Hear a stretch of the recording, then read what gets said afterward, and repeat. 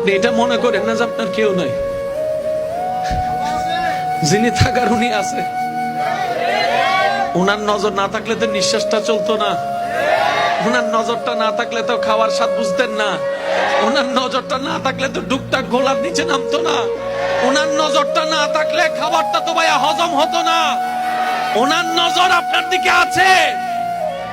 উনি আপনার শত্রুদেরকে সময় দিচ্ছেন আর এদিকে আপনার ধৈর্যের পরীক্ষা নিচ্ছেন। এক কাজে দুই কাজ, আপনার শত্রুদেরকে সময় দিচ্ছেন আর আপনাকে পরীক্ষা নিচ্ছেন। এবার আপনি বলবেন আমার তো কোনো অপরাধ নাই, বিনা অপরাধে সাজা কেন? তাইলে তো আপনার জন্য ডবল শুকরিয়ার বিষয়। সেটা হচ্ছে আল্লাহ তাআলা আপনাকে 10,000 বছর আগুনে জ্বলার মতো গুনাহ যেটা আপনি করেছেন ওইটা থেকে বাঁচানোর জন্য 3-4 মাসের 3 বছর 5 বছরের একটা দুনিয়ার কষ্ট দিয়ে দিচ্ছেন। সুবহানাল্লাহ।